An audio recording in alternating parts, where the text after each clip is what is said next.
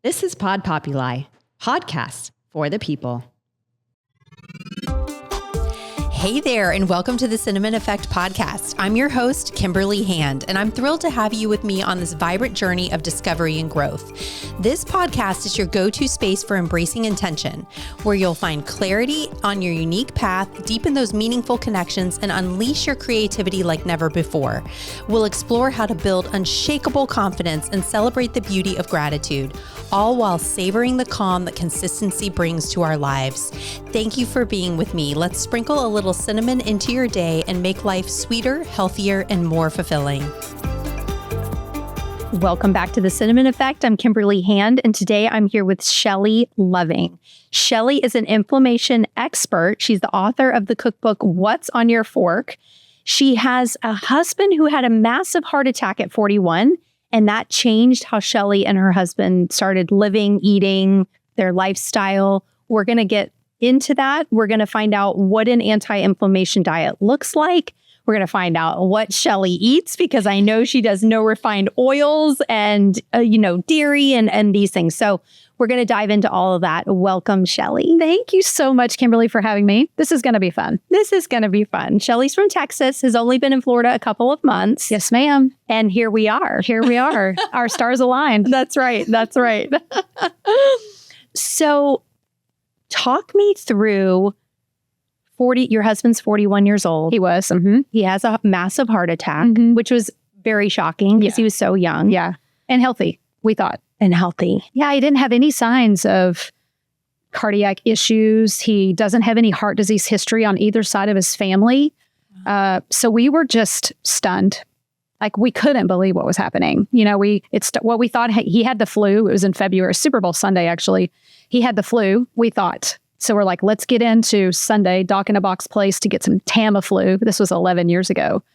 Wow. We get in there, and by the time we got there, because it was like a 3-hour wait, by the time we got there, the nurse said to my husband, he was in great spirits. My husband is a jokester. He has a great sense of humor. He didn't want to be there, but he was making the best of it because he could barely put his shoes on. Wow. And the nurse said, do you have any chest pain? And he gently put his thumb right there where your heart is. And he said, yeah, right here. And my eyes got as big as saucers because he had never said anything about chest pain. He didn't have the arm numbness, the chest pain. And so fast forward, he was having a heart attack and we didn't know it because he didn't have any of the traditional signs for the first, I'd say 4 to 6 hours. And that's why they call it the widowmaker. And that's why, because when you have a blockage in your left circumflex artery, not to get too medical on you, you don't feel those signs. So a lot of people ignore any signs, and we thought he had the flu and we didn't ignore it. And because of that, he is still here today. Because as soon as we got to the Doc in a Box place in Texas, it's called Care Now, they put him up to an EKG machine, hooked him up, and they immediately called the ambulance and very calmly said, Mr. Loving, we're going to get you to the hospital. And he's like, what? He was joking because he thought he was going to be fine. Yeah. And we're also underreactors a little bit. Okay. So yeah, like, it's okay. It's fine. It's fine. Give us, we'll be fine. And they said, no, we need to hook you up to an EKG machine on the way to the hospital. We need to monitor this all the way to the hospital. And he was like, I can really drive myself. And it kind of became a joke. And 17 minutes later, he was having a stent put in. Wow. Yeah, I had 100% blockage. Wow. In one artery. So they didn't have to do open heart surgery or anything, but it was a huge wake-up call for us. What we thought was healthy, he was at the gym 5 days a week. We didn't eat terrible. We ate like most Americans. We would eat Chick-fil-A a couple days a week. We would go out on the weekends. We weren't freaks about health, but we weren't the worst eaters either. We didn't have ding-dongs in our pantry, but we also cooked with canned vegetables, because I was just trying to get food on the table. Yeah. So a lot of things needed to change, and we didn't know where to start. But as the cook in the house, because we were raising boys at the time, I instinctively took on the job of, well, we need to change what you're eating. He also had undiagnosed sleep apnea. So I'm a big advocate for telling people, if you have a snoring spouse, it's no joke. It can kill you. Wow. When you're holding your breath. So when he did his sleep study, this is just another reason why we think he had the heart attack. When he did his sleep study, it was one of the worst cases the pulmonologist has ever seen. He was holding his breath for up to 47 seconds at a time in his sleep. Wow. And that's what happens. So it's not just that casual snore. It's that holding of the breath and then them gasping for air and then letting it out. If anybody's listening to this and they have a spouse that's doing that, please, please, please don't take it lightly. Because what happens, if I'm getting too sciencey on you. No, I love it. What happens is when you're not getting oxygen to the heart, you overproduce red blood cells. When you overproduce red blood cells, because they're what carry oxygen to your heart. And when you overproduce red blood cells, your blood vessels become like motor oil because it's very thick. Red blood cells are desperately trying to get more oxygen to your heart. So that's what happens. The arteries get clogged with overproduction of red blood cells trying to get oxygen. So that's not the only reason he had the heart attack. You know, at the end of the day, you don't truly ever know exactly what causes something like this. Sometimes you do, sometimes you don't. We just kind of piled together what we could have been doing and what could have gone wrong and what we didn't address. And that was one of them. But the other thing was, I knew we weren't eating incredible. We weren't overweight. Maybe I could have lost 10 pounds, 5 pounds or something. But for the most part, he and I kept our weight pretty steady throughout our life. We're both very active. So it wasn't a matter of losing a bunch of weight. So you can't just look at somebody and say, oh, they're in bad health or, oh, they have a heart condition. Yeah, absolutely. Yeah, it can be a very silent disease. So you come home from the hospital. Yeah. Your husband had one stent. Yes, ma'am. Did he have to have more? No. No. Okay. So the one. Yeah, we were hell-bent on not having to go down a path of relapse or further surgeries. And the biggest thing that made us both wake up was when they slapped us with 6 prescription drugs and an aspirin for the rest of his life. There was no end in sight. He didn't tell us the prognosis wasn't here, take this for 6 months and let's reassess. And this cardiologist, we love him to death. He saved my husband's life, but they're not trained for how to heal afterwards. They're not trained on prevention. They're not trained on getting better after they're trained on medication. And so God love him, but we wanted a different future. Yeah. So I was on this big mission to change what we were eating. And that's why where I am today. Yeah, you're here and this has become your purpose. Yeah. So you get home from the hospital with your husband who's just had this massive heart attack. Mm-hmm. And you sound like you were, knowledgeable about health and wellness, but would you say you were like an expert at that point? Oh gosh. No. Okay. I didn't know much at all. Yeah. So I where really do you didn't. start when you are in that position? Yeah, I Googled for weeks and weeks. I will be honest with you, for about a year, we were in shock. And so we kind of did the physical thing. We sold everything we owned, our home, our 2 of our 3 businesses, because we're entrepreneurs. We bought an RV and we took off for a year. We traveled the whole state of Florida, from Destin down to Naples, over to the Keys, and then back up. And we ended up in Jupiter and never left because we fell in love with it. But that was a journey of, did we eat better? Yes. Were we more cognizant of how much we were drinking and eating and water and exercise? Yes. But it was our time for clearing. It was our year for grace. It was our year for figuring out what we want, who we are, what are our priorities now. Yeah. Which was really, really eye-opening. So this heart attack really reflected a lot in us and showed us that it's way more than just staying alive.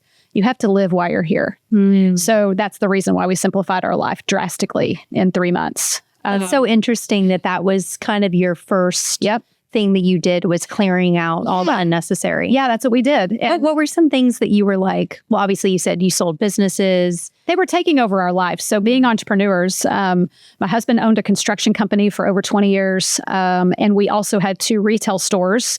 And so he was working the construction till 1 p.m., going to the retail, working there till they closed, and then getting up at 3 a.m. and buying product from China because that's when they were open for business. And we didn't want to not get the best product. So it was just, where's the sleep? Where's the balance? We weren't living. We were working to live. And so, or living to work. And so we just reassessed what's important, and time was the most important thing to us at that moment because we almost lost all that together. We had only been married when he had his heart attack 10 months. We had been together 3.5 years, but we had only been married 10 months. And I was like, I'm not losing my best friend. Like we're changing everything. And so we started with time. So we took off. And when we came back, that's when I really started doing my research on Google. And I just hit a lot of roadblocks and controversial information. and my stars aligned. And I was on Facebook, and an ad popped up for the Institute for Integrative Nutrition, IIN. Yeah. And I was like, what's this? I don't know a soul that went to it. Facebook heard me, I guess, in all my Google research. And I went to Neil and I said, I'm going to school. He's like, what? I said, yeah, I am. I'm going to do this right, because I wanted to do it holistically. I wanted to do it a real life approach that wasn't a diet or a scheme or products. I wanted to just change our kitchen. Mm-hmm. And so I started there. And then that snowballed into another school called the Academy of Culinary Nutrition. And then that snowballed into culinary school, because during COVID, I apparently thought I didn't have anything else to do when I was so busy because my business was virtual. So yeah, so that's kind of my backstory on why I went to school, when I went to school. So it wasn't right after the heart attack. It was about a year and a half later. Wow. That's just exploring and figuring out what's important. So what were your takeaways from, did you go straight to inflammation? Were you thinking inflammation was, no, like, tell me about your process of. Yeah. So in the first school I went to, IIN, they have a whole module on inflammation. And it was probably in the middle of school, probably 3 or 4. It's a year-long program. So probably 3 to 4 months in is when when we got into the inflammation part. Mm-hmm. And I'm going to be very honest with you, because I'm honest with everybody I speak to. I learned my lessons every week on the kitchen island. And I opened up my laptop and I put a Pop Tart in the toaster oven. I'm not kidding.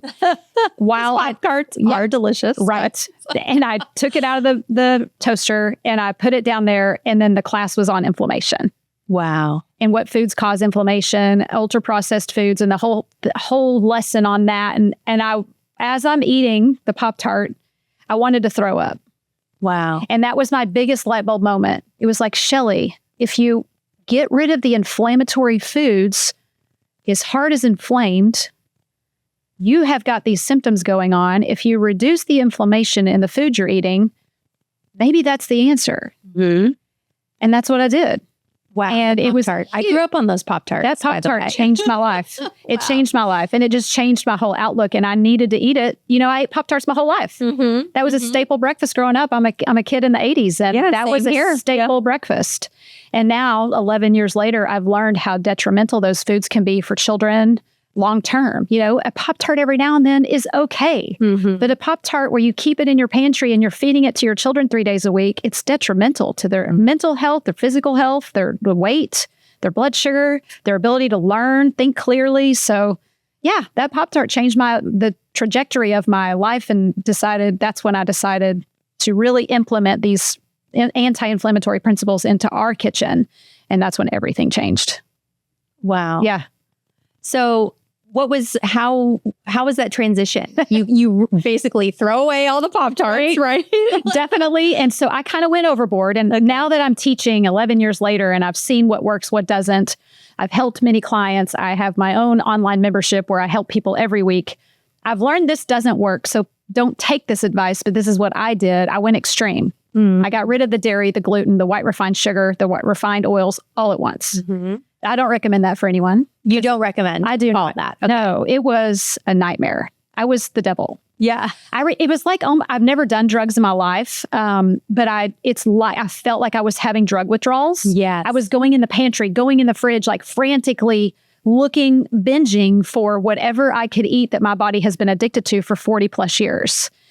So I don't recommend that. I talk about, small habits, small steps are where you see the biggest change now that I've learned. But that's what I did. Wow. I mean, we saw huge results very quickly because we did that. When your husband almost dies, it's kind of like you'll do anything. But I don't like that approach. Mm-hmm. It's not sustainable. And I want people to have longevity, and I want them to have a wonderful relationship with food 10 years from now, not just the first 3 weeks that they're going to try to go gung-ho. Yes. I did similar to you when you're saying extreme, nothing, no sugar, no alcohol, no gluten, dairy, all the things. And a lot of it I kept out of my diet, but then, stuff starts to creep back in.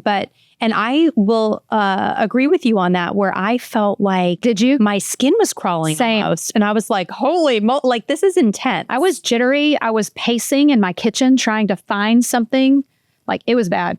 It was bad. It was like, when you see the movies and there's an alcoholic and they're like desperately looking for that last bottle because they wanted to say they didn't want any more and they thought they threw it all out, but they're looking. That's kind of what I was doing. Yeah. For just a week or two. Yeah. But it was bad. That's really bad. It's a very intense feeling. I was trying to get him better. Yeah. And who was like having the biggest withdrawals? Me. Oh, really? So that was my other light bulb moment was my mission was to get my husband healthy, but I was really on this journey myself. Mm-hmm. Yeah. Mm-hmm. How do you recommend people? So everyone needs to tackle inflammation. Of course. What I'm learning in my journey, my health journey, is that inflammation is like the root of so much. It is. And that we all need to address it. Sure. So what do you recommend? What are the things that are non-negotiables, have to come out of the diet? Yeah. And how do you recommend starting for someone who is really just starting to address their diet and lifestyle right now? Really listening to their body. The first thing, I don't have a lot of hard no's. Okay. I really believe that life is about balance because we have holidays, we have parties, we have vacation, we have life, right? We have emotions, hormones.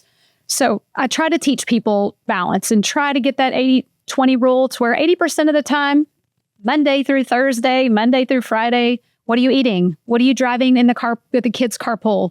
What are you snacking on at your desk? What are you eating on after dinner at 9 p.m.? What are you grazing on? Those are where it really adds up. But I would say, that's what I mean about balance. Mm-hmm. It's okay to have the stuff you love, Yeah. on those special occasions and when you have that urge, but not every day. Mm-hmm. So the things that are hard nosed for me are refined oils and artificial sweeteners. Those are the two. They're both chemically made.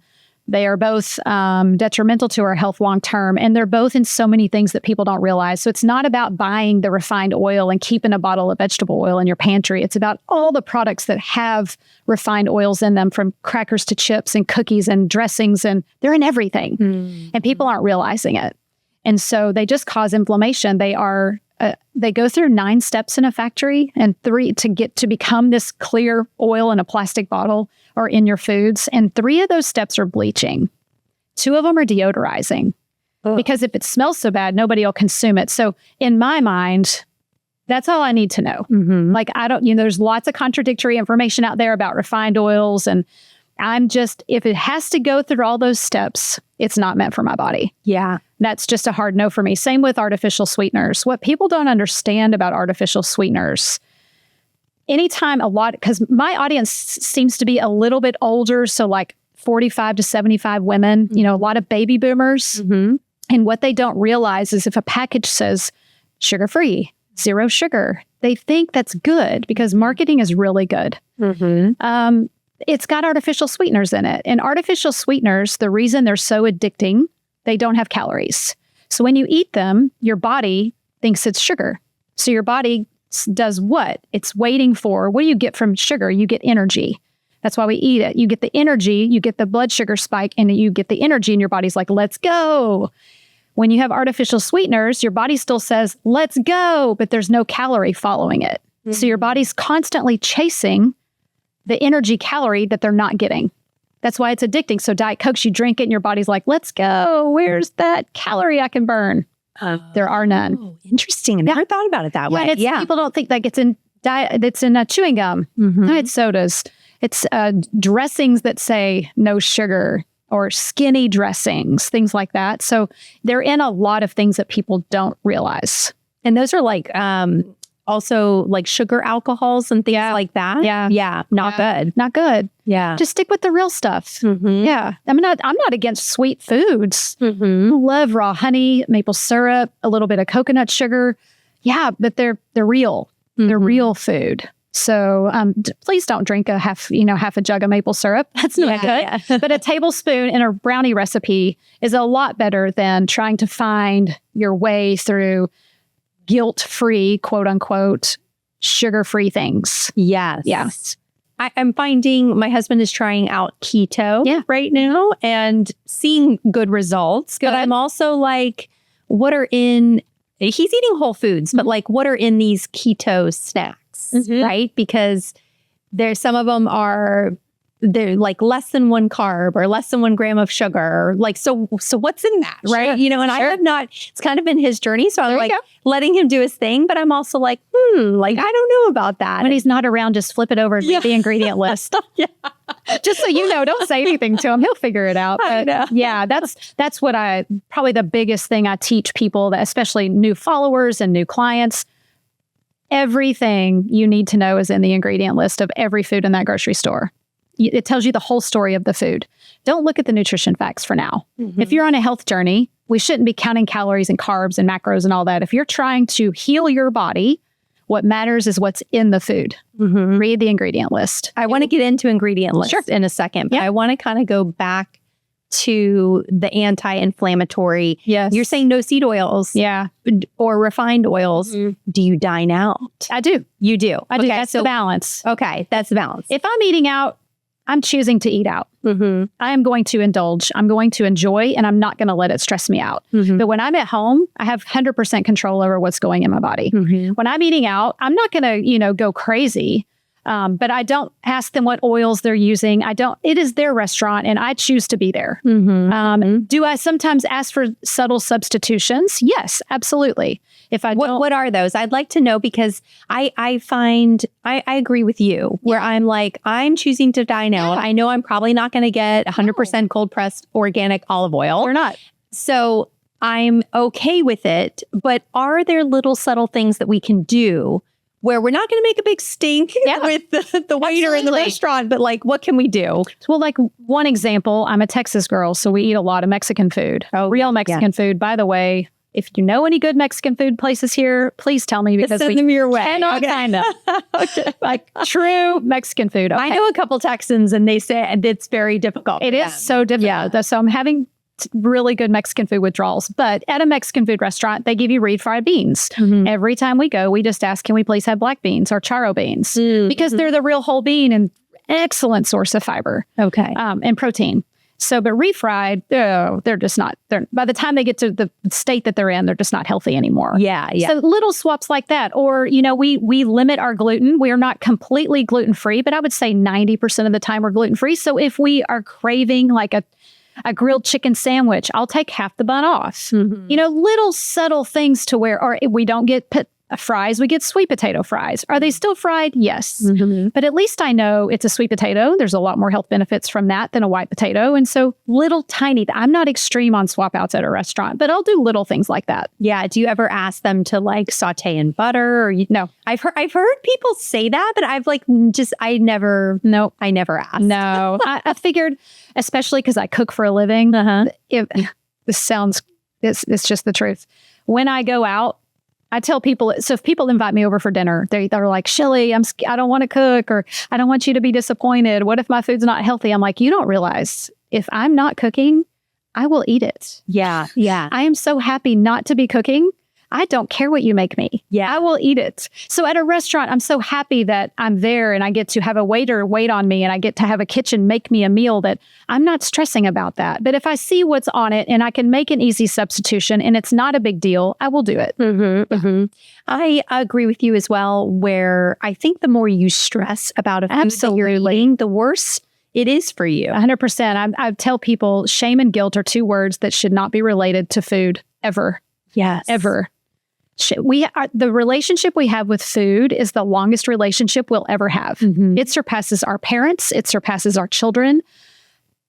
We have to have a relationship with food. So it has to be one that flows. It has to love you and you have to love it back. And shame and guilt are not 2 emotions that should be tied to your relationship with food. How do you find that it's very much, I think people in general, a lot of people have very different relationships with food. They do. I think even within couples. Like I see my husband's relationship versus mine, and wow, that was based on how we grew up, apparently. And, the things that he ate, like he was so into mayonnaise when we first started dating. And I was like, oh, I mean, like, really? You put mayonnaise on that? You can put mayonnaise on that, because that's like a lot of mayonnaise, right? So you're like, and whereas I don't want to tell him exactly what to do, but like, I'm like, no, we're not eating that much mayonnaise. In fact, I'm like so grossed out by mayonnaise. But anyway, so how do you broach that with different clients, and I'm sure you see a lot of relationships and how they, how they feel overall. So I don't do one-on-one work. Okay. I have an online membership where people pay an annual fee, and we're, as a group, we work together and we cook together virtually. I have a lot of resources, like I have courses and courses in there that they can take on their own. But something that always comes back to that, what do I tell them and how do I address different relationships is no matter where you are with your relationship with food, because I don't know where people are starting, but I tell them, my biggest ask of you is to wipe the slate clean with what you thought was healthy and what you thought you had to do to be healthy. Give me some time. Try my philosophies for 6 months and let's see where you are, because my teachings are stupid basic. But people have overcomplicated their relationship and their thinking on healthy food and food in general, that they keep those negative patterns, those subconscious thoughts they've had their entire life in their head. So my job at the very beginning is to really clear people's palate, metaphorically, of how they see food and the restriction that they've always put on themselves with the food. And just let's get back to the real basics. What's in your pantry? How can we whip up a meal with what you have right now and start from there? And little by little, let's replace some things. Let's crowd it out as we were taught in school. Let's crowd out some of those bad ingredients so we have room for the better ones. We don't need to throw things out. We need to inundate our kitchen with these anti-inflammatory ingredients so those other things kind of fall to the wayside. That's the goal. So no matter where people are with their relationship with food, that's where I start, is let's just wipe the slate clean for a little bit. And let's take away all those negative patterns that you've had for 20, 30, 40 years. And let's just start fresh for a minute. Just trust me for a little bit. And it's amazing the transformation that people have. And most of the people in my membership and my online community and followers on social are women who are raising or have raised children, are on the brink of retirement, who are empty nesters, and they're starting to not feel great. Right? And they've gone through menopause, or they're going through menopause, and their kids are gone. So they're no longer feeding children, and they don't know what to do except to typically feed their spouse. So they've been so accustomed to just making what the spouse is used to eating that they don't even know what they truly want and what they need, because our whole lives as women and mothers and wives is we cater to other people. And so most of the women that are attracted to me, that I draw in naturally, are those women who are just ready for healthy change, but they have no idea where to start because of they're stuck in their ways of that mentality of serving other people and what do they want to eat. Yeah. And I think that is such a grind of life that people don't talk about, is serving a meal to someone 3 times a day, every day of your life. So I have a question. I saw a great meme on social media, and it's like, I think it was on TikTok. I signed up. No, I didn't sign up. How did I get assigned to feed people 3 meals a day for the rest of my life? How did I get that job? How did I get that job? How did that just become my hat? And a lot of us are not qualified to do it, me being one of them. Like, it's just not something that I, at different times in my life, I think I enjoyed it more than now. But, now, and you are creating meals that maybe you're not that interested in personally, of course, because you think someone else is going to eat it. Because we're servants. Women we're just built that way. We serve, we take care of, we nurture. And so most of the time, all of our needs are pushed to the side, not always on purpose. Like, especially when you're raising kids. I had kids so young that I've never, ever, ever thought about me. I was a mom so young that I had never thought about me till we got in that RV and went to Florida, and I was alone with him, and I was like, who am I? Wow. Who am I? Yeah. I want to talk about that too. Absolutely. I still want to dive into the food, because you were talking about pantry swaps. Yes. I'm wondering, like, what are some easy swaps that we can all make? So easy. So your sweeteners. Okay. Instead of having white refined sugar and having the yellow, pink, or blue packets at your table, if you're somebody in your family drinks tea, swap it out for the natural sweeteners that I mentioned earlier, raw local honey. It has anti-inflammatory properties. Those bees are sucking on those flowers that are local in your area, and you are eating that pollen, and it's going to help you. It's going to reduce inflammation in your body. So that maple syrup comes from a tree. It is pure maple syrup. You don't want to make sure you read the label that it doesn't have anything added in it, like corn syrup or something like that. Most of them don't. And then I like, for a granule for baking and stuff, I like coconut sugar. Does it spike your blood sugar? Yes, it's still sweet, but it's still better than white refined sugar. So that's an easy swap. Gluten-free pasta, they have come a long way. They have. Now, there are some brands that have junk in them too. So you have to read the label, but there's a really good brand called Jovial, and they're brown rice pasta. And the only thing in it is brown rice pasta and water. That's it. Yeah. So I like the Jovial and they're brand great texture, right? So easy, tiny swaps, gluten-free flours. They've come so far. Bob's Red Mill makes a great all-purpose gluten-free flour. Doesn't have junk in it, and your stuff comes out the same. So there's easy, your everyday staples like that. There are some great condiment brands out there now. So if you do like mayonnaise, you don't have to make your own. There are good brands out there. Chosen Foods, Primal Kitchen. They both make avocado oil-based condiments. So, some of them, they're kind of getting a little crazy. They've got the Buffalo Ranch now, and they've got some, not the best ingredients, but still better than the popular brands that we're used to. Yes. So there's a lot of junk. You can just make very small tweaks. Nut milks. You can do like a really good cashew milk instead of your whole milk from a cow. People ask me all the time, Shelley, do I have to give up cheese? And I'm like, you don't have to give up anything, but let me tell you why dairy is so inflammatory. And so I tell them the whole story of the cow and the calf, and they're feeding this baby animal to be a 1-ton animal in 6 months with this milk. Like, we're not meant to consume that daily. And we're eating it at breakfast, snacks, lunch, dinner, dessert. We're eating it all the time, almost every day, almost every meal. And it's just taking a big toll on all of us. So I can almost look. So if someone has health issues, sometimes I can look at a stranger and say, they're so inflamed. They have no idea, because it shows, your skin's your last line of defense. So I can see it in people's faces. I can see it on their skin. And if they have something going on, I would never go up to a stranger. But in my mind, like, if I could just have 6 months with you. Yeah. And break some of those habits. Are you dairy-free? Are you guys dairy-free? We are 90% dairy-free. So if I'm at a girlfriend's house and she has a charcuterie board, I'm eating the cheese. Okay. Absolutely. 100%. I really respect that, because I think there's a line of, I've been vegan in my life. I have done all these things that were very restrictive. And to be able to allow yourself a little here and there and have that relationship where you're like, I'm not going to start eating cheese every meal, like you're saying, but I can have a couple pieces of cheese and then I can just like let it go. Same. I learned that I really do have a dairy sensitivity. I'm not lactose intolerant per se, but I do have a sensitivity. So I know my limits. Same with gluten. I can have a piece of bread at an Italian restaurant, but if I eat 2 or if I eat bread and pasta, I pay for it. I have a sensitivity. Most of us do. It's not a gluten allergy. It's a glyphosate allergy, but we won't get into all that. But it is, I've personally have learned what my body can tolerate. And I save those special things for when we're out. I don't eat a cheese board at home. I don't put milk in my recipes.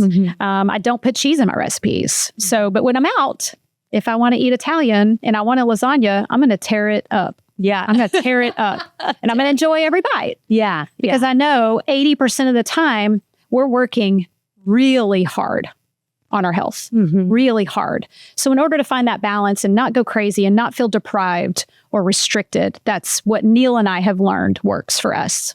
I have a glass of wine every night. Every night. Wine is my thing. Everybody has a vice, I think. Mine is wine. And I'm not giving it up because I have my blood work done every 6 months, and I do the Function Health blood work where it's 119 markers and I'm good. So until that is affecting my health and the other stuff that I'm doing isn't working, I'm going to have my glass of wine. I think, do you find that people are more savvy these days because health is more of a conversation with people? It is. I mean, there's whole podcasts on it. And there's, which is amazing. And there's, you can have access to all these doctors and scientists and things like that where you're hearing all this information. Do you feel like people are more savvy, or do you think that they're kind of overwhelmed because there's a lot of way overwhelmed. Okay. Way overwhelmed. And I talk about that. I teach a weekly masterclass that's online. And I talk about that in my class about how overwhelming the health industry has become. Mm-hmm. You know, and if you look at some of the research, let's use, trying to think of a trendy one right now, cottage cheese. Mm-hmm. We're not getting enough protein, so put cottage cheese in everything. Yes. Bagels. What is happening? What is happening? Yeah. Why? Yeah. Why? Because protein is trending. Yeah. Why? Because all these protein powders are coming out. All these protein bars are coming out. It is a marketing gimmick. Yes, we need protein. Mm-hmm. Absolutely. But it hasn't changed. Mm-hmm. We needed the same amount of protein we needed 10 years ago, 6 months ago, as we do today. Mm-hmm. So if people can just strip away all the marketing gimmicks, strip away the trends, stop listening to trends, and just get back to the basics. If you weren't putting cottage cheese in your blender for a smoothie 6 months ago, why? Yeah. Why? Are you doing that now? I'm not doing that. But yeah. Why are you putting pasteurized, processed dairy products in a healthy recipe? I just don't understand it. So I tell people, like, back to the overwhelming. Yes, the trends are so overwhelming. What's another bonkers trend? I do feel like the protein is definitely very trendy right now. It is. And I'm not anti-protein, so I hope I don't get, protein is necessity. Yes. And in my cookbook, I talk about every recipe tells you the source of protein, healthy fat, and fiber, because I feel like those three things need to be at every meal. Yeah. We're going to get the carbs. Yeah. Carbs are in everything. Yeah. So I don't focus on, I'm not carb focused. But if you can get a protein at every meal, are you going to get to your count every day? Probably not. But at least you're not going to stress out about it. You know, just try to get protein. Protein should be a third of your plate every time you eat. Keep that in mind. Keep it simple, stupid. Yeah. And move on about your life, because you have 700 more decisions to make that day. So true. So true. And I think it's decision fatigue It is. for a lot of us. That's another thing I talk about in my masterclass. Like, at the end of the day, the last thing I want people to have to do is decide what they're going to make for dinner. You should have decided that either that morning or Sunday. Oh God, Shelley, don't tell me that. At 7 p.m. though, that's when bad choices happen, because you're like, I'm exhausted. What do we have frozen? Where can we go on DoorDash? Like, that's where I want people to realize that decision fatigue is a real thing, especially with your food choices, because we have to make them several times a day. And we're also trying to eat healthy. So it's just it's just too much. Yeah. It's too much. I like your simple approach, because I like how you stripped everything away. Yeah. When you first were starting this whole journey. And I do think we need to keep it simple. You can get so overwhelmed with so many grams of protein, how many ounces of water. It's like so much. Consistently drink water throughout the day. Yes. Eat protein at every meal. Yep. It's like really simple concepts. 100%. What are some of your other simple concepts that you start with people? Fiber every meal. Okay. Yeah. But one of the massive reasons, one of the many reasons we have so many gut, stomach, intestinal, digestive issues is nobody's eating enough fiber. Because these ultra-processed foods, these convenience foods that America is so good at selling, and we love them because they're convenient, they're stripped from fiber for, what's it called when you on the shelf? Preservatives. Oh, okay. Yeah. So preservative purposes, they have to strip away all the natural stuff. And then what they do is they'll put like chemical fiber back in, and then they put it on the front of the package. Fortified fiber. People think that's a good thing. It's a terrible thing. When the natural food had fiber to begin with, they take it out and then they chemically put it back in because they know that'll work marketing wise.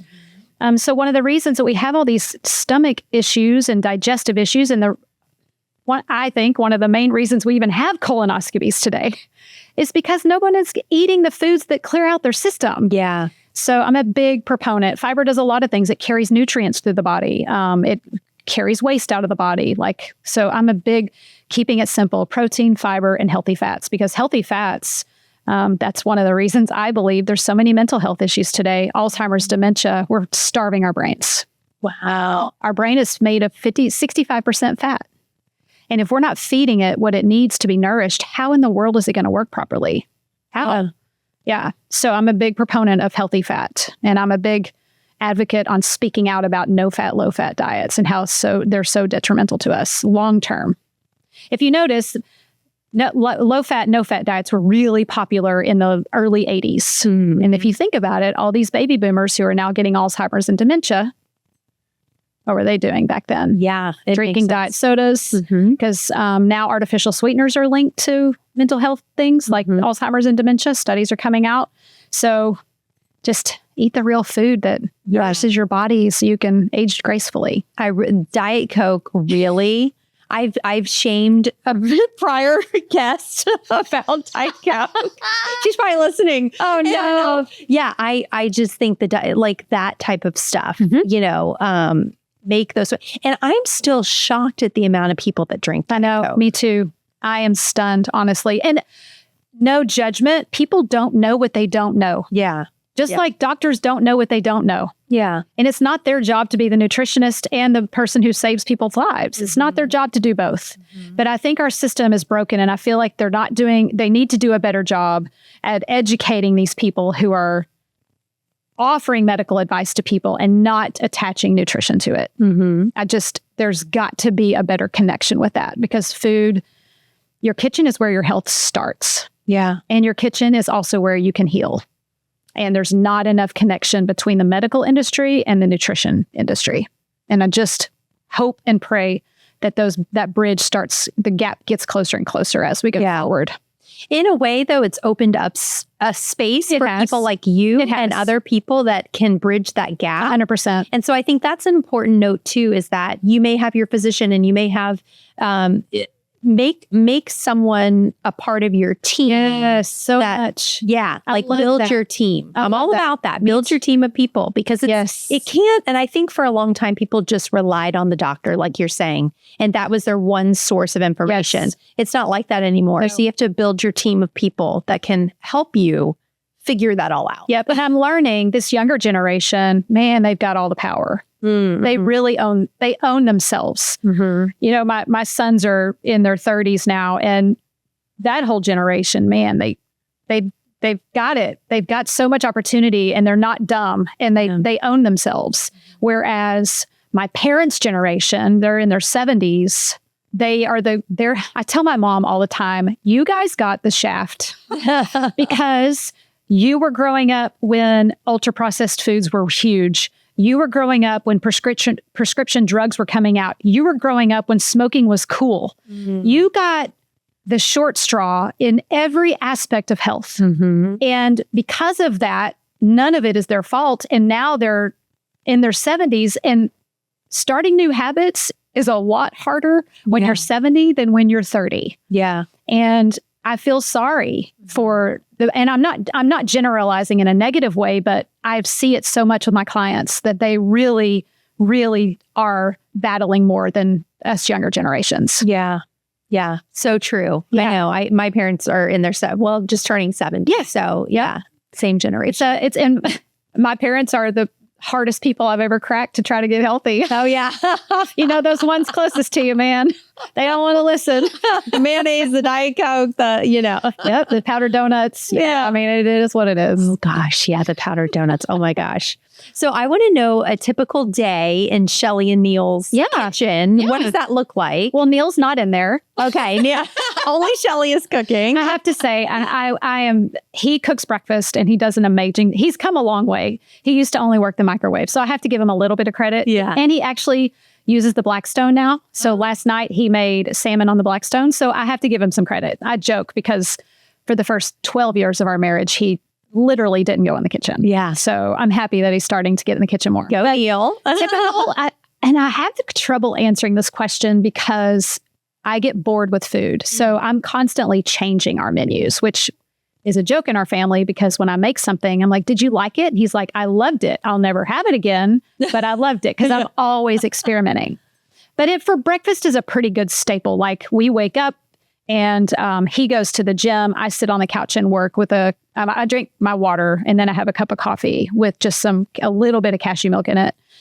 And then I exercise. I usually walk 3 miles. And then he comes back. We both work from home. And then for lunch or for breakfast, we both make breakfast. So we're big egg people, pasture raised, humane certified eggs, really important. And then if not that, we'll have a smoothie. Like, I'm a big smoothie person. We'll do that 2 days a week. He doesn't like them because he needs to chew something. But I do smoothies twice a week. We do a lot of things with avocados, sweet potatoes in the morning. blueberries. So I try to switch it up, whether it's a blueberry muffin with some eggs. But I kind of always switch those in rotation. A good probiotic dairy-free yogurt with some fresh fruit on top. So I just kind of mix it up. I always try to think fat, fiber, protein. Make sure we get a lot of protein in the morning. And then, I try to avoid a lot of processed meats, sausages, bacon, sandwich meats. They have a lot of chemicals in them and they cause inflammation. So we try not to do too many of those. We'll have bacon once a month or something, but we don't eat a lot of pork.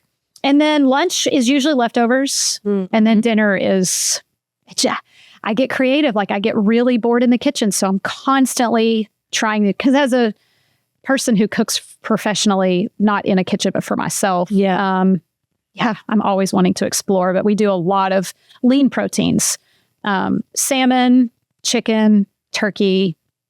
We do tofu. We do a lot of beans, quinoa. So all of those are good proteins. And then we usually have a really good vegetable with it. And sometimes I'll add a carb like either jasmine rice or quinoa. Sometimes a gluten-free pasta if I'm feeling my hormones kick in and I need a little carb. But yeah, we keep it pretty simple. Water all day. I try to drink half my weight in ounces every day. That's just my goal. I usually get there. And that's why I talk about that a lot in my membership for people. We do water challenges and it's fun to see them. They'll get a pretty cup and they're gung-ho and they do good and then they don't. And that's good. That's when we support them and then they do good again. But yeah, water's everything. Water's everything. Flushes toxins. And what are you putting in your water? Nothing. But sometimes I'll do lemon, or if I get bored, I'll do, some fruit like cucumber or mint or something. For the most part, I like water. Now, if I get really bored, I like carbonation. So I'll do a spindrift, after lunch or something. But maybe one a week. I do like a little carbonation too. I know it's not like the bubble for digestion, right? Like live a little, right? Please, Sparkling water. Let's not overcomplicate it. We're not drinking diet soda. We're having sparkling water. True. Do you think people are overdoing it with like the electrolytes and like all the things? That's a trend. Electrolyte. That's a trend. And there's a brand. Everybody knows it. Every celebrity's promoting it. It's on every YouTube channel and it is not healthy. I'm not going to name it. You know what it is. I know. I think I used to drink it. I don't drink it anymore. Yep. And that's a trend. Oh, we're not getting enough electrolytes. And then you saw this whole brand explode. So because we weren't putting anything in our water for many, many, many, many years. No, I don't think our ancestors were either. I do think that minerals are a good thing. Oh, 100%. But we're not getting them like we used to. So I'm not saying don't add things to your water. But I'm also thinking it's a trend and it's very much overdone. So if you want to add minerals to your diet, please, by all means, do that. I'm not here to tell you don't drink that. But, watermelon has electrolyte. There's a lot of foods that have electrolytes too. We don't need to just drink our electrolytes. We need to eat them. I felt like at every cup of water I had to have some kind of powdered something in it, or else I was doing myself a disservice. I used to be that way. I did. That's talking about the overthinking of everything. Just keep it simple. Just keep it simple. If you're drinking water, celebrate that. Who cares if there's anything in it? Stress about that. Just drink your water. Just drink your water. And shut up. Not drink tap water, but no tap water. Because all that, we don't need all of that fluoride and all that stuff. No, we definitely don't need that. There's a lot of junk in the tap water. So you were a mom at a very young age. I was. And I find this to be very interesting. This is a personal part of your story that you talked to me about. And I want to know more because you had your a son at 17. I did. And then you had another one at 20. I did. And you were an entrepreneur by 22. I was. So how, I think that builds such a resilient person when going through, because that could not have been easy for you. If you'd like to shed some light on that journey. Thanks for asking this, because in the 8+ years I've been doing podcast interviews and TV interviews, I've never been asked this. Really? No, and it's okay. It's my story though, and through a lot of therapy and self-reflection, I really connected the dots to the way that I was raised. And when I say that, I had Sterling at 17, so I was still a kid. I was a junior in high school. And so when I had a baby, I could no longer be a baby. And I couldn't give up. I couldn't quit. I couldn't call in sick because I chose to have a child. And I could have chose something different, but that was the choice I made. So again, when I choose to do something, I'm committed to it. And I committed to being a mom. So I gave up without knowing. I wasn't saying to myself, I'm giving up college. I just did. I didn't say to myself, I can't buy this because my son needs this. I just did. And so the next 20 years was carrying and keeping alive 2 humans, whatever that meant. And that's perseverance, making sure that they didn't die. Yes, absolutely. Oh my gosh. So crazy. But yeah, again, these parents that overthink parenting, like just be a good human, teach them to be a good human, and instill some morals and teach them how to take care of themselves and be good humans, and you're good. Yeah. And raising them is the biggest accomplishment I've had in my life, because when I was raising them, I told them, both of them, Sterling is 31, almost 32, and Styles is 28, almost 29.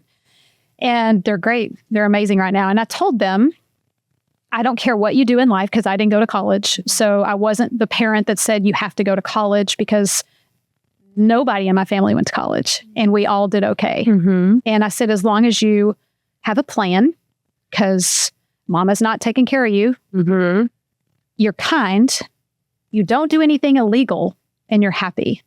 Those are the 4 requirements to being an adult, in my opinion. You're self-sufficient, you're kind, you're not doing illegal stuff, and you love what you do. Yeah. Then your life is full of purpose. And both of them are doing all of those 4 things. So I won. Yeah. One of them has an associate's degree. And the other one did not go to college, and he is extremely successful and happy. And yeah, so that being a teen mom has taught me so much about dedication and perseverance. When I chose to do this as a career, there's been many times where I wanted to throw in the towel. I work for myself and I can choose that. But then I'd slap myself in the face and say, what are you doing? You chose this and you're helping thousands of people. Yeah. Don't give up. Yeah. Because giving up as a mom wasn't an option. So I chose to do this. I'm not giving up. Not. No, you couldn't. You didn't have a choice. I did not have a choice. Were you living on your own? Well, I was married until they were 8 and 11. Okay. Yeah. Wow. And then we divorced, and so I raised them. And then he had them every other weekend. But yes, I had them and was a single mom for 6 or 7 years. Wow. Yeah. Were you married at 18? I married at 18. Okay. Married, yeah, between the 2 boys. Yeah. Both of them have the same father. Yeah. Yeah. Wow. Now at 22, what business did you start with young kids? Isn't this crazy? So this is a whole different, I've worn many hats. And I love this about you. So this was in 98, and I opened a scrapbook store. Oh my gosh. So back then, scrapping was a big deal. It was huge. And I opened a retail store. There was a multi-level marketing company. I forgot what it was called, but that was where people would come into your homes and they would sell you the stickers and the books and all that. But there weren't many retail stores. So I opened a brick and mortar and did scrapbooking for 2 years. I sold it to my employee. Wow. But 2 years in, and it was incredible. I met the most amazing people. I learned a lot about life. I learned a lot about business, because there's nobody teaching you how to open a business. Yeah. Failed a lot. Forgot to pay sales tax one quarter, and the state comes and finds you, but I learned a lot about all that. I was 22. Yeah. I didn't know what I was doing. Yeah. You would have no clue. No. And they don't teach that in school. Oh, yeah. Oh, no. So that was an interesting place in my life. It served me when it needed to, and I'm grateful for it, because it taught me a lot about business. Yeah. What do you wish you would have known as a young teen mom about food and feeding your family? Oh, man, if I could go back. Right? Yeah. Well, food is everything. Back then, because my boys were born in 93 and 96, so they were raised in the late 90s, early 2000s. Processed food was just the thing. Cereals, Little Debbie's snacks, all the sweet gushers and Gatorade and all of those aid drinks and milk in your cereal, right? Like that's just how if I could go back. And I was also poor. Yeah. We had no money. So Hamburger Helper, and I couldn't even get the 99% fat-free beef. I had to get the 80-20 or the 85-15 because it was cheaper, to put in the Hamburger Helper. Yeah. We were just surviving. Yeah. And so if I could change anything in raising my kids, it would definitely be our food choices. Definitely. Yeah. And it doesn't have to be expensive either. I know now that healthy eating really isn't that much more expensive. People use it as an excuse. It is I'd say 10 to 15% more. Yeah. But you're investing in your health. You invest in so many other things, and you invest in your sickness because you're forced to.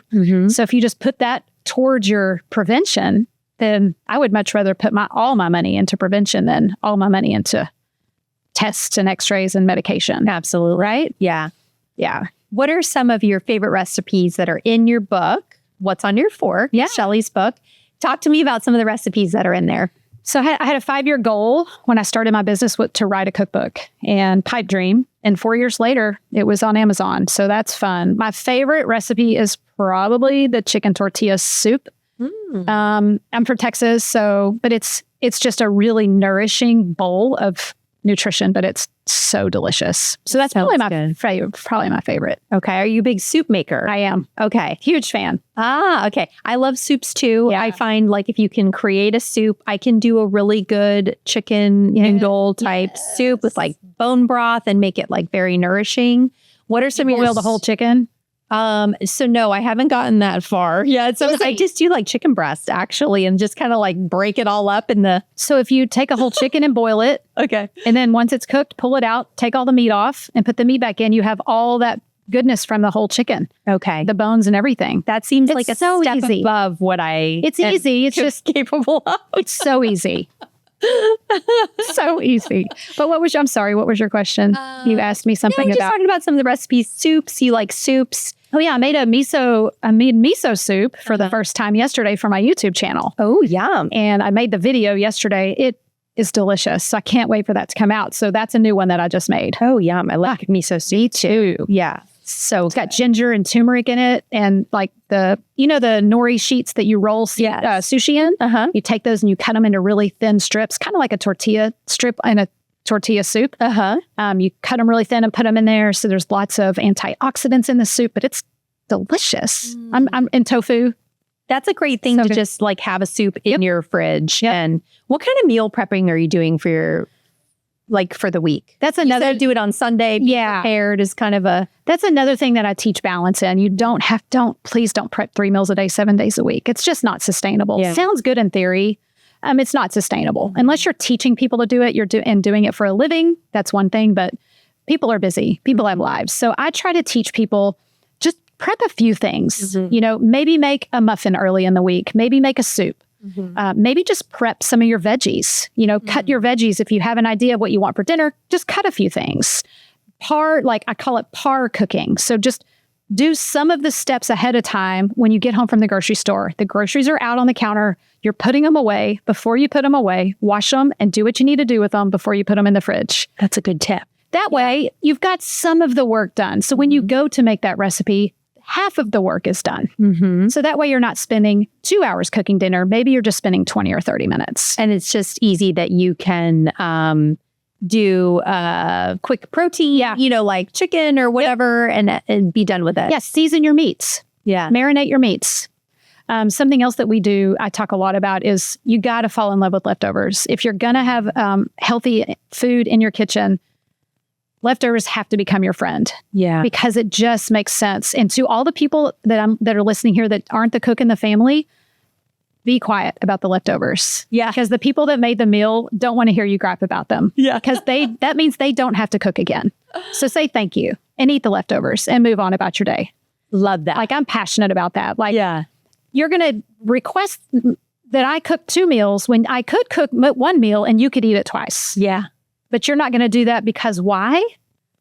Agree. Agree with you. Now, if we have it on Monday night, we're not going to have it Tuesday at lunch. We'll have it Wednesday or something. Okay. So we're not eating it back to back. Yeah. But my husband is a big supporter of leftovers because he knows I don't want to be in the kitchen all day long. Yeah, it's a lot of work. Yeah, I'm actually the one that needs to be better about leftovers, to be honest with you. So am I preaching to you? Yeah, my husband will eat something like days and days later. I am very particular with that, so I do need to get better. But it's make a plan. Yeah. So if you're going to have leftovers, cook it on Monday, maybe eat it by Wednesday. Yeah. So at least you're not having to make every single meal. Yes. Okay. Yeah. Okay. I like that.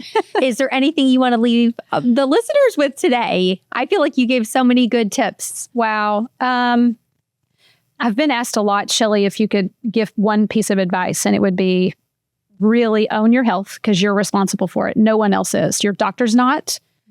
Your genes aren't. You are. So own it. Good or bad, own it. Know what you're dealing with, so then you know how to handle it.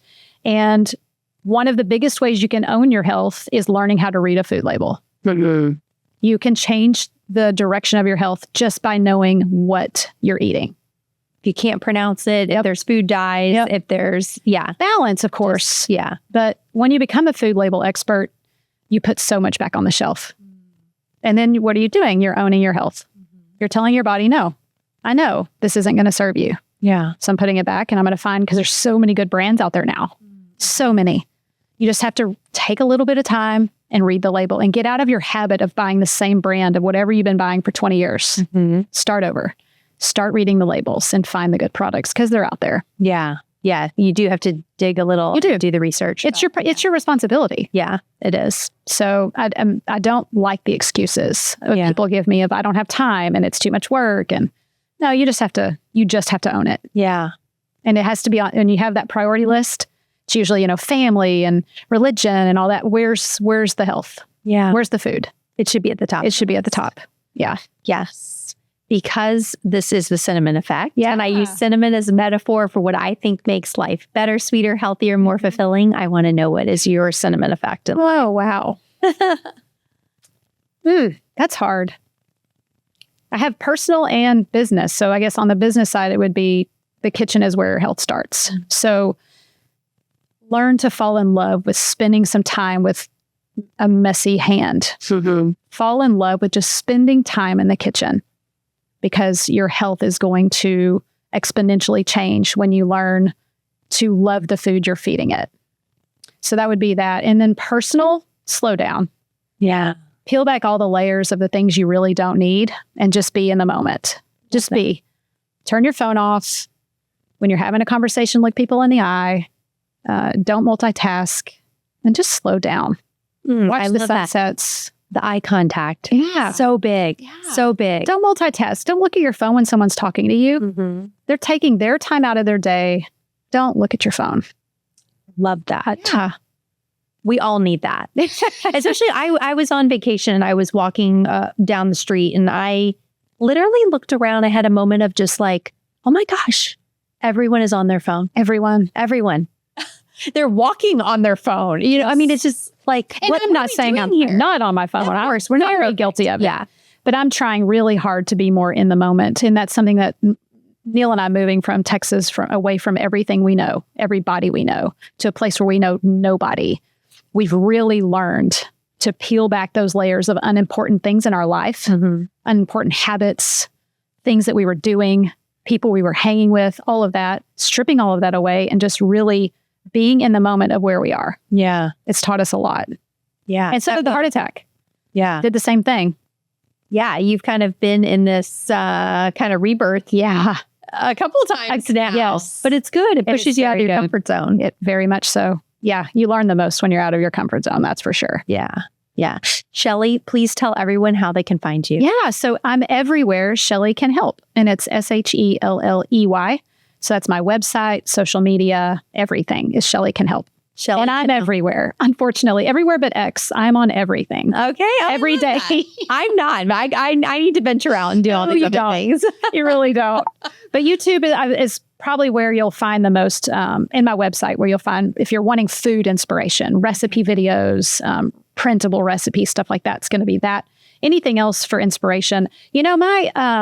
I have an online community that people can join. It's on my website, but it's a really good place. We have 3,000 members. It's just a really good place to go to get daily inspiration from me. It's kind of like a social media group, but it's off social media. So you know when I post, you only see 10% of people's posts. And so it's just a way for me to touch people daily and give them motivation through healthy tips and kitchen gadgets and recipes. And we do challenges. And so it's a really good way to stay in contact with me too. I love it. Shelley Loving, Shelley Can Help.